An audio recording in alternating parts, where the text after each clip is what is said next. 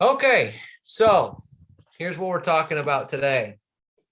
Unhappy clients. Now, I know you're all on here and you've never had an unhappy client. I'm aware, okay, because nobody here would have that situation. So this is for most of you. Cindy's looking at me like, who are you kidding? Cindy's like, I see the files. I get the calls. Oh, man. Look, it is what it is, you know, but I imagine we're probably better than most companies in terms of that kind of stuff. I hope. Anyways, look, it happens. We're always, hold on. It happens. It is what it is. What are you going to do? Sometimes, look, sometimes we deal with unhappy clients and realistically it's our fault. Okay. Sometimes we deal with unhappy clients and because they're just completely unrealistic. But we're the face of the transaction, so they're unhappy. Sometimes we're dealing with unhappy clients because someone else made them unhappy, the other agent, the other person in the transaction, title, escrow, whatever the case may be, but they're unhappy with us because, again, we are the face of the transaction. There's a wide variety of reasons why the person can be unhappy, okay? But sometimes they are. So we need to know how to deal with that. So that's what we're going to go over today. Now, before I get started, I want to start with this thought. So when I do objection handling classes, I start with the thought of the best way to handle an objection is to not get it. And then we go through the process of what I mean on that particular thought. Well, very similar here. The best way to handle an unhappy client is to not get one. So now you're thinking, Robert, that's very, very good. Good for you, right? What the hell are you talking about? We're not going to go through most of that today. I want to focus on just what happens when you get one. But we do have a list of ideas and a list of thoughts and checklist and things along those lines that when you get a lead or you get a listing or you get a buyer into escrow, do these steps to make sure that you limit the chances of getting an unhappy client. Okay. And if you do that, then most of the time you'll be okay. Again, we won't go through that in this particular class, but you have to keep that thought in mind that the best way to fix an unhappy client is just not get one. Okay, just like the best way to handle an objection is to not get one. So let's assume, though, that even though you did everything you were supposed to do, you still get an unhappy client. It is what it is. No one's perfect. What do we do? What do we do when we get an unhappy client? All right, so I got 8 points here. No particular order of importance. Some of these you're probably doing. Some of these you heard before. Maybe you haven't. But let's just run through these. Number 1 I wrote down is be proactive. Be proactive. So let me ask you this. Do you typically know when the client is not happy?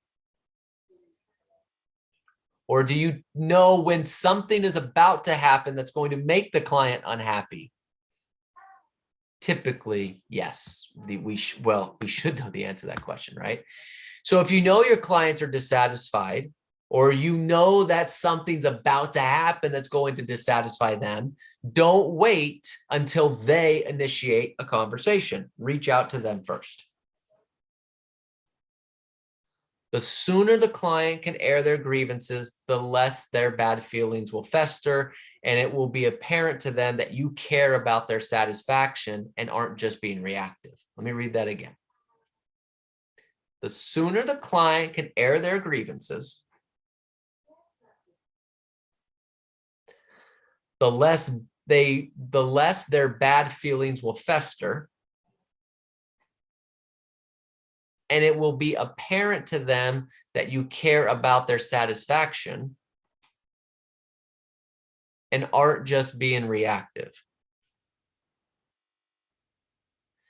See, part of the problem that clients have is when they know before you contact them. So let me phrase this another way. Client knows something's wrong or client's unhappy. At that very moment, the engine's running of bad feelings and irritation. Okay, it's running, it's running, it's running.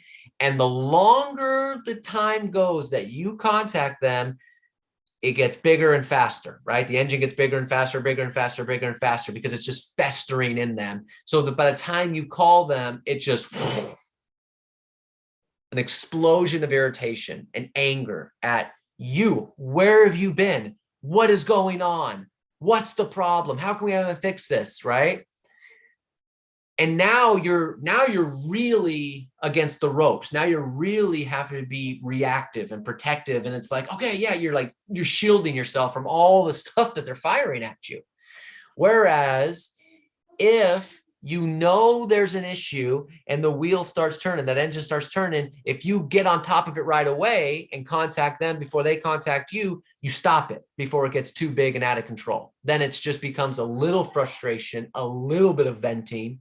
And now everything's cool, everything's fine. Can't let it go for too long. This is where we call being proactive. Okay, you know they're irritated with something, get back to them, fix the problem, solve the problem. Okay, if you know that again there's something going to be wrong. If you know, oh, hold on, let me back up. Does the client think that the appraisal's going to be done like immediately? Typically appraisal is going to be done. Client doesn't think it's going to be done 3 days from now, right? They think it's going to be done a day. So they're waiting for you to call on the appraisal. Appraisal comes in short. You don't call them until the next day. Or appraisal comes in short. They call you and go, did you get the report? Oh yeah, we got it yesterday. Yesterday? What the hell? Well, it came in short. And it came in short. So first of all, the appraisal came in and you didn't contact me until the next day after I called you, and it's short. Like, what the hell are you doing? You know there's a problem. Get it off now. Okay. Appraisal comes in short, escrow issue, loan issue for the buyer, whatever the case may be. You have to be proactive. I'm spending time on this one because it's probably the most important one. Okay. Be proactive, not reactive. All right. Number 2, I wrote down, listen more than you speak. Seems pretty simple. Simply listening to your clients can go a long way towards soothing negative feelings. Many clients just want to have their complaints acknowledged, even if they know there's nothing you can do about them. Do some people just want to vent?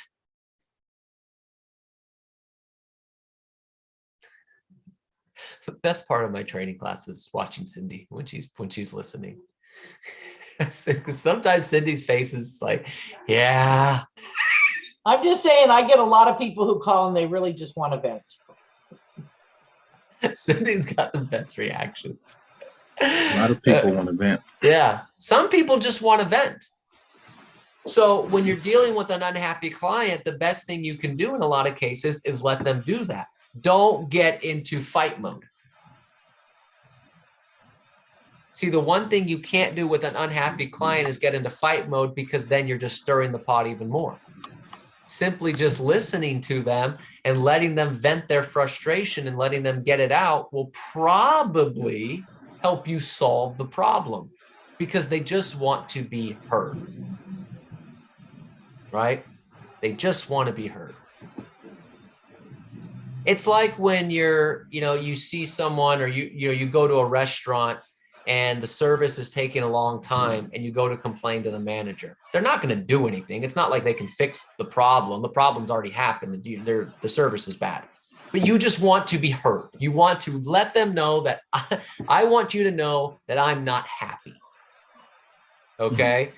And then the manager goes, oh, you know what? I'm so sorry. Tell you what, we're going to put one of the meals on the house. And you're just like, okay, great. you just wanted to be heard. They couldn't solve the problem because the service is already over. You just want to be heard. That's a lot of people. They know you can't do anything about it. They know you can't fix the appraisal. They know you can't fix the loan problem of the buyer. They know you can't fix the inspection report. They know you can't do a lot of these types of things, but they want to be heard. So just listen. Now, remember, listening to a client's complaints is not necessarily an admission of guilt. See, sometimes we don't listen because we're like, well, I didn't do anything wrong, so I'm not just going to sit here. I'm going to fight back. Doesn't mean you're admitting guilt. You're just simply hearing them out and acknowledging that they're unhappy. Dale Carnegie has this in his book, How to Win Friends and Influence People. He talks about how he interviewed this guy who ran a big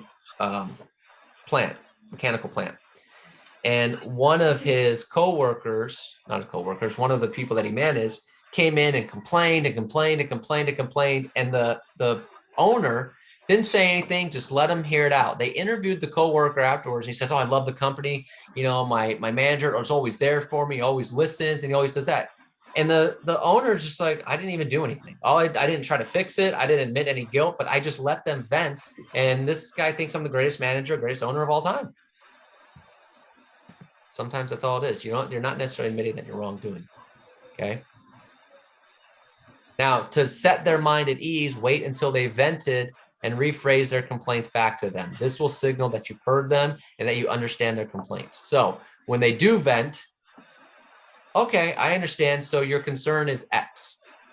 Just make sure that they've been heard. All right, number 3, determine what the actual problem is. You have an unhappy client, determine what the actual problem is. Sometimes, well, let me ask you a question. Does a client sometimes have a legit reason to be upset? Yes. Yeah. Sometimes a client has a legit reason to be upset. Okay. So maybe they lost out on a property because you advised them to bid lower when they were willing to go higher. Right? Perhaps you didn't tell them about a new listing that they could have put an offer in on, or they missed a deadline for a 1031 exchange, right? You know, sometimes it happens. Somebody's perfect. It's what it is. But they have a right to be upset if we make little errors like that, which people do, right? So if that's the case, acknowledge your mistake, apologize, promise to do better, and move on. Okay, but sometimes when you make a mistake, you know, you just have to apologize to it. But sometimes their unhappiness is more about them than about you. Maybe they have to sell the house because of a divorce, or maybe they have a serious case of buyer's remorse. And so they're unhappy about their situation, about their decision, and really they're taking it out on you, but it's really not on you, right? So you take buyer's remorse, for example. You know, it's a real thing. And usually it's a function of just having closed what was probably the largest financial transaction of their life. And some of them view it as like, oh my gosh, I can't believe I just spent this much money. I overpaid for the property. Now we're house poor. Now what are we going to do now? Right? So when you have a situation like that, the key is listening. If the client expresses regret about their new home location or layout or their ability to make the mortgage payment, property taxes that they've just committed to, present potential solutions such as a remodel or a refinance, right? But if they're having a spell of anxiety over becoming a homeowner, you can probably just listen, reassure that they've made a solid, informed choice, and wait for the storm to pass. So just determining what the actual problem is can help you overcome why they're upset to begin with. I've had a lot of calls recently about buyer's remorse, a lot of calls. You know, people in the last couple of years, you know, spend $15,000, $20,000, $50,000, $60,000 above the list price. And they think, oh my gosh, I'm never going to be able to make this up. What did I do? And then we have to show them that, you know, well, this is what's going on. This is what's happening. You're still gaining equity. If you're in this for the long run, you're fine. But that's a real thing right now. But why? Why are they upset? Is it really because of a financial thing? Is it really because they feel like they rushed into buying this house? Or is it just anxiety and they just want someone to calm them down? It's going to be fine. You're going to be all right. Okay. Figure out what the real problem is. Cindy's going to love number 4. Take their complaints upstairs.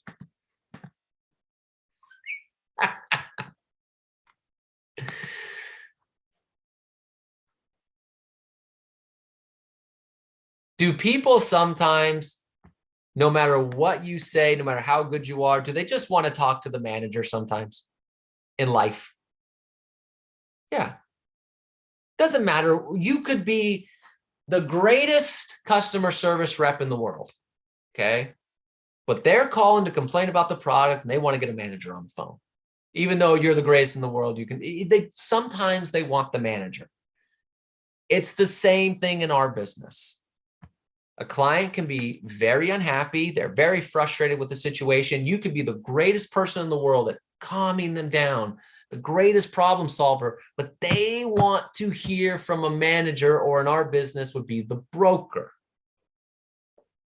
So if you run into a situation like that, get Cindy involved.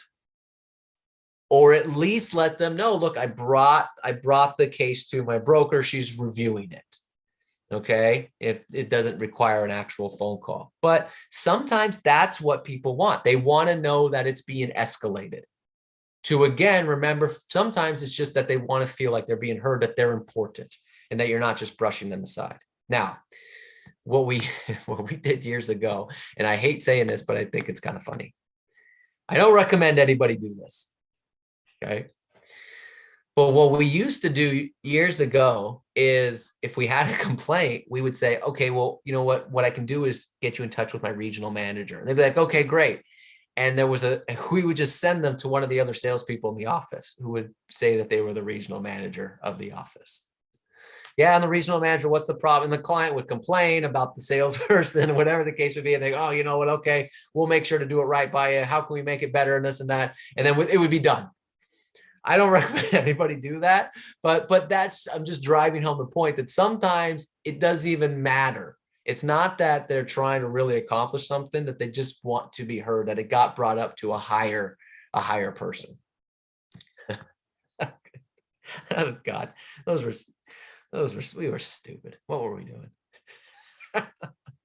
All right, number 5, find out what they really want. Most unhappy clients have already decided what they want, so just ask them. Most unhappy clients have already decided what they want, so just ask them. Simply asking them what they would do if they were in your position can often clarify what the stakes are and what exactly they want from you. Okay, Mr. and Mrs. Seller, Mr. and Mrs. Buyer, what can make you happy? What would you do if you were in my position? Right? Put it on them. What would you do if you were in my position? Not in a mean way. I'm trying to figure out what they would do. Because sometimes what happens is we give up too much when a little would have been okay. We have an unhappy client, so we do whatever we can. In our business, the biggest thing we try to do is give them money, right? Oh my gosh, we have an unhappy client. All right, one of the ways I can make up for it is I'll give them a portion of my commission. Okay, that's one of the ways we can make up for it. And so we jump to that. But what if you just ask them, what would you do in my position? What if they say something that's not money included? Or what if they say something that's like not nearly the amount of money you were going to give them? You know, you were going to give them a 0.5%, you know, not kickback, a 0.5% off the commission. And they say, you know, well, I think you should at least give us a credit for the appraisal. And you're like, $500? No problem. I was going to give you $5,000. Yeah, take it. Do you accept cash? Yes, no problem. So you, by asking them what they want or what they would do in your situation, one, clarifies, how do I get out of this faster? Okay. Two, I want to make sure I'm doing what's actually going to make them happy and get them back on my side. And three, maybe I'm getting out of this easier than I thought I was going to. Now, sometimes not. Sometimes they might say, well, I think you should waive your commission altogether. Okay, well, now we got a different problem. Okay, but at least you know where they're coming from now. Now, here's how you really get them back on your side. If their proposed solution is reasonable, say something like, well, that's a great idea. Let's get that done. Now they feel even better. You know, it's like, yeah, it is a great idea. Now you've really boosted their ego. We think you should at least give us a credit for the appraisal fee. That's a great idea. I think it's a great idea. Let's go ahead and do that. Right? And then if their proposal is unreasonable, again, tell them you'll consult with your broker, see if it can be done, or you can just present an alternative solution.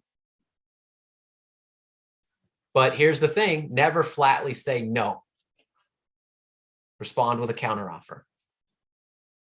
Now, if it's something unreasonable, you could say, look, I can't do that, but here's what I can do. Don't just say, no, I can't do that, and then stop. They're already unhappy, and then you just stepped on them even more. Right? Number 6, take action and take action fast.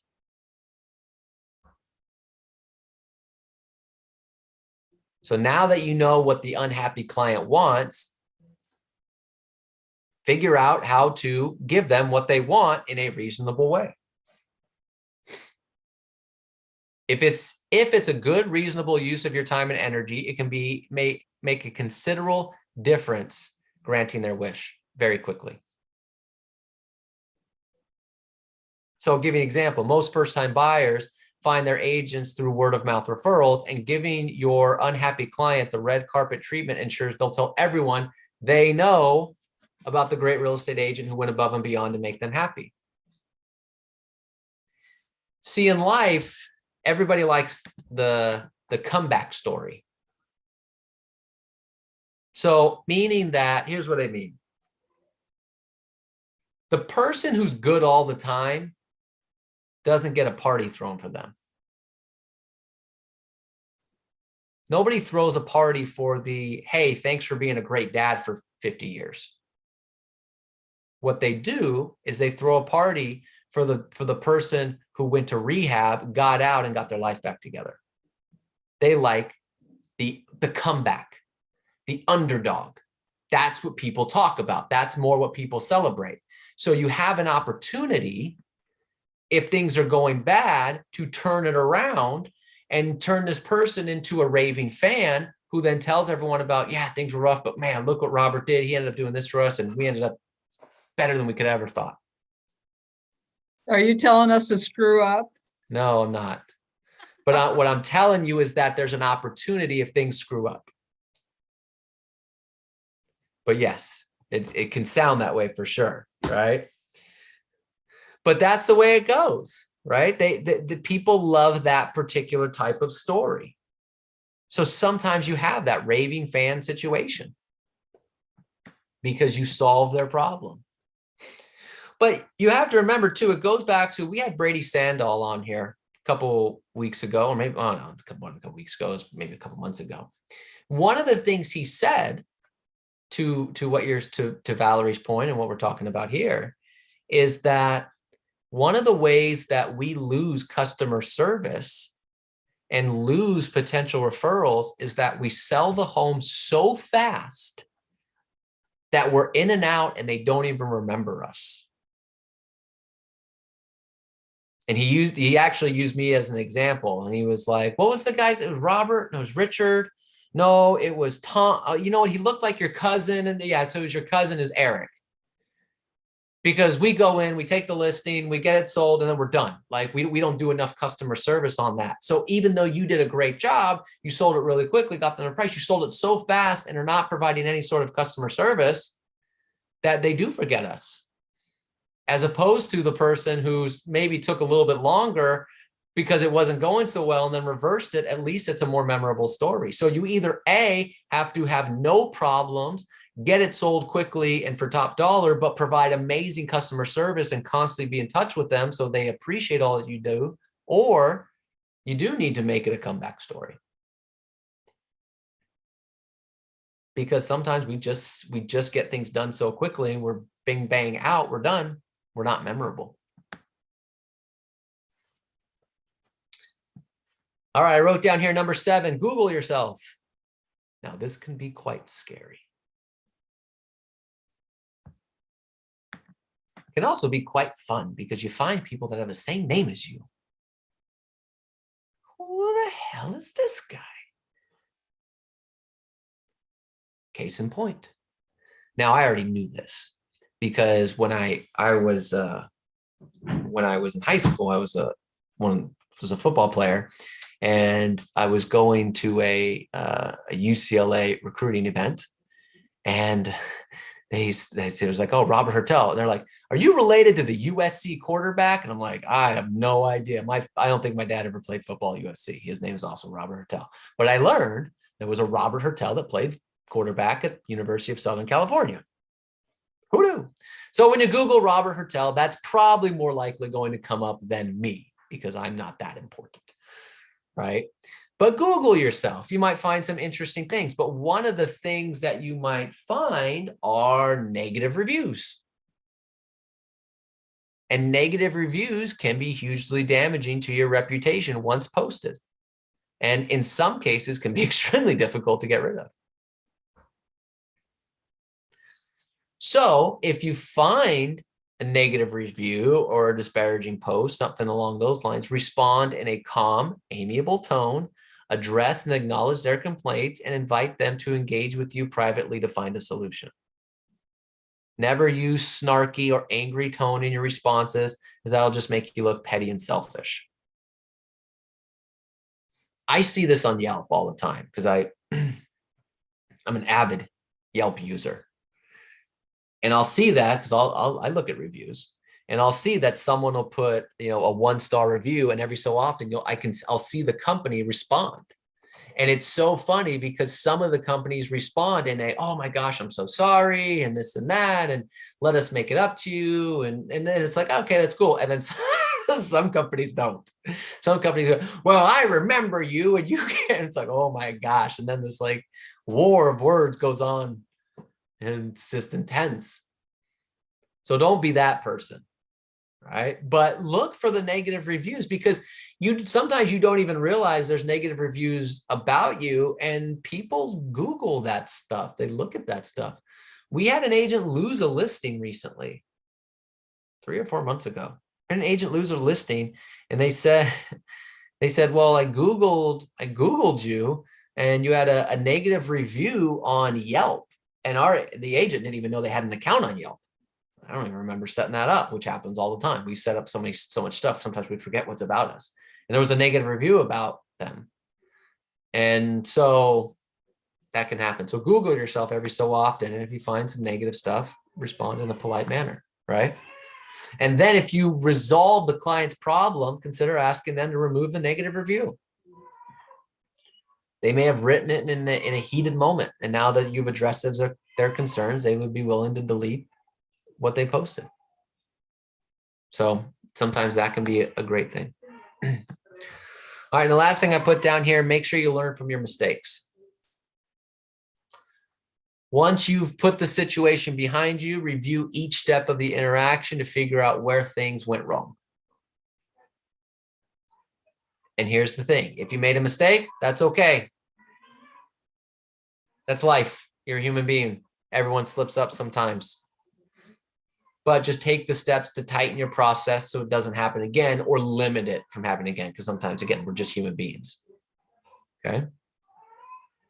If the fault lies with the client, try to understand where the sale diverged from their expectations and figure out how to guide your clients through a sale better, so they don't experience anxiety and remorse at the end. So I'll give you an example of that.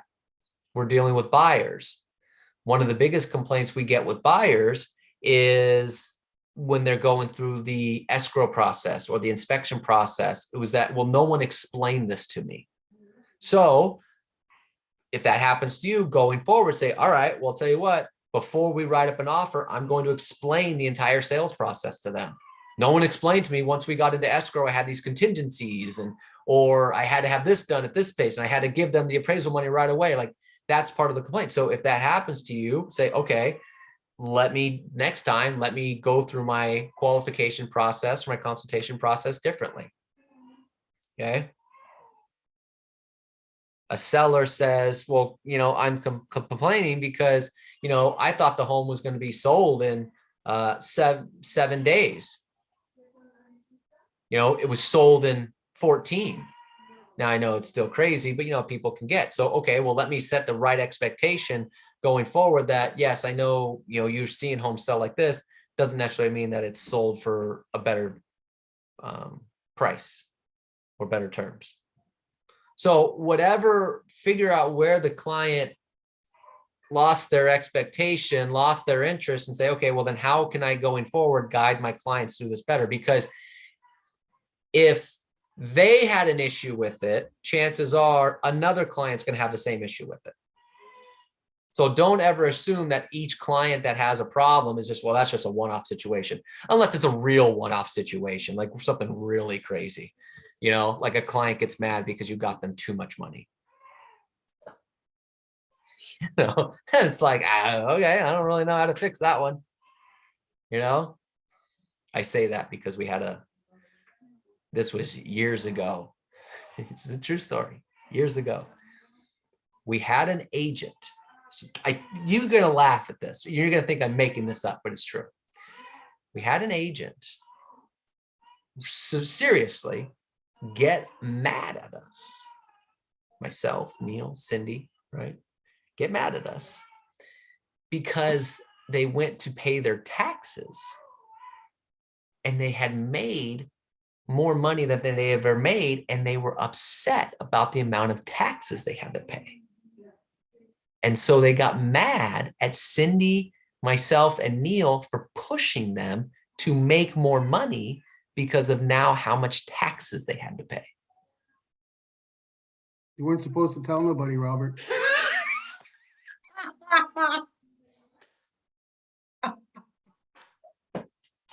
That really happened.